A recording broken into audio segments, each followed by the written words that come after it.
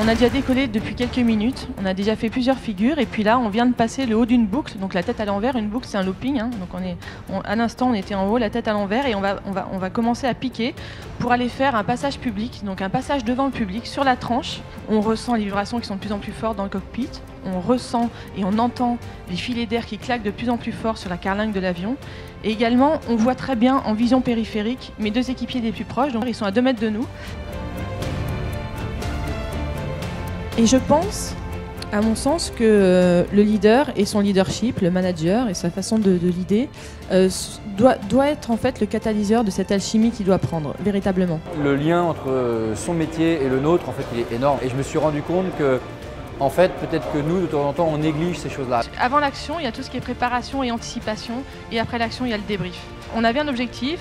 Est-ce qu'on l'a rempli? Si oui, grâce à quoi? Sinon, à cause de quoi? Tirer des enseignements de ce qui vient de se passer. Capitaliser sur les erreurs des uns et des autres, tant en matière de sécurité qu'en matière de performance, et ça c'est vraiment important.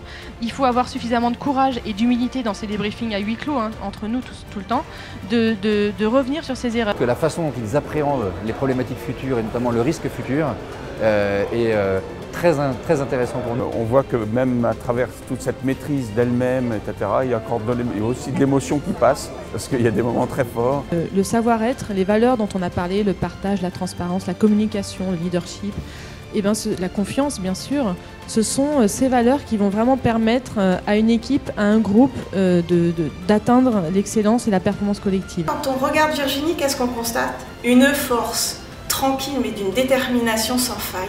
Quand on croit à quelque chose et qu'on se donne les moyens, on en voit la réalisation. Et Virginie Guyot en est la parfaite illustration. Moi, de l'avoir regardé pendant 20 secondes, j'ai eu la définition de ce que le leadership. Je pense que quel que soit le domaine d'activité, on est crédible et on est professionnel parce qu'on a du savoir-faire, parce qu'on a du savoir et des connaissances.